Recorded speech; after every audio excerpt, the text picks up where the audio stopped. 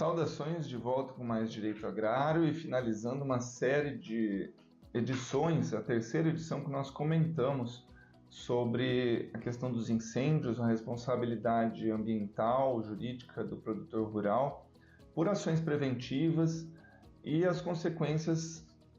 se não tomadas as medidas preventivas, as consequências pela reparação, principalmente agora que nós comentamos já que houve uma atualização normativa, uma atualização na legislação com o Decreto Federal 12189, que trouxe a penalidade específica da omissão nessas situações de incêndio, da omissão nas medidas de prevenção, que pode levar a uma multa, e aumentadas as multas nessas situações de incêndio, que eram de R$ 3.000, passam a ser de até R$ 10.000. Como na edição passada nós comentamos sobre as medidas de prevenção, os custos e o que seria necessário para evitar a penalização por situações de omissão nos cuidados devidos, nessa edição de hoje nós vamos falar sobre os custos e as responsabilidades na reparação dos danos para aqueles que não tomaram as medidas necessárias de prevenção. Quando um incêndio ocorre, ele deixa um passivo ambiental, um financeiro considerável, e o produtor rural precisa lidar com as consequências, não só financeiras, mas as consequências legais, os altos custos de recuperação dessa área. Então, nessa edição de hoje, nós vamos entender as diferentes responsabilidades envolvidas, comparar os custos de prevenção e de reparação de danos e tratar de algumas excludentes de licitude, ou seja, possibilidades de que o produtor esteja livre dessa responsabilidade. Primeiro é importante entender o conceito de passivo ambiental. Então, quando o incêndio afeta uma área rural, o proprietário ele é responsável por reparar o dano causado, que inclui a restauração da vegetação nativa, compensar a perda da biodiversidade e, em alguns casos, também arcar com indenizações pelo dano ambiental que ocorreu nesse local. Já existem metodologias específicas para cálculo dessas indenizações de dano ambiental. A legislação brasileira é muito rigorosa e exige que a área afetada seja recuperada na sua totalidade. Para ilustrar, o custo médio de recuperação de uma área de 400 hectares no bioma pantanal, como nós exemplificamos o mesmo tamanho para medidas de prevenção na edição passada,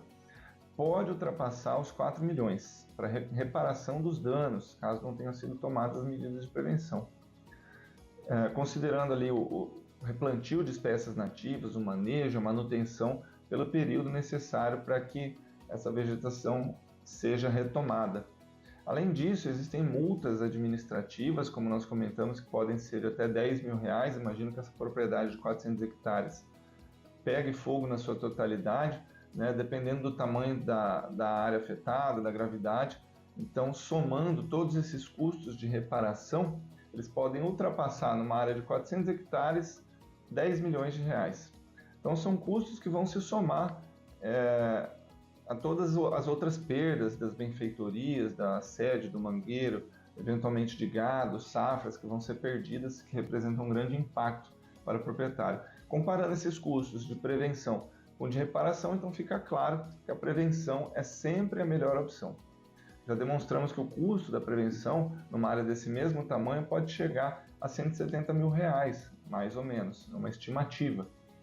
Então, medidas preventivas como a criação de aceros, o mapeamento das áreas de maior risco, o formado de brigadas de incêndio, os planos de combate a incêndio com instruções claras do que deve ser feito, tem um custo significativamente menor do que o da recuperação das multas. Além disso, essa prevenção ela ajuda a evitar essas situações de responsabilidade, de multas por omissão na adoção de medidas de prevenção, que muitas vezes podem até gerar suspensão, os embargos da área com o impedimento de usar essa área até regularização. Então, em algumas situações, a legislação ambiental ela permite as chamadas excludentes de ilicitude, ou seja, quando são casos em que o produtor rural é isento da responsabilidade por ter comprovado algumas situações legais. Exemplo disso são os casos fortuitos ou de força maior, ou seja, se um incêndio foi causado por um evento natural inevitável,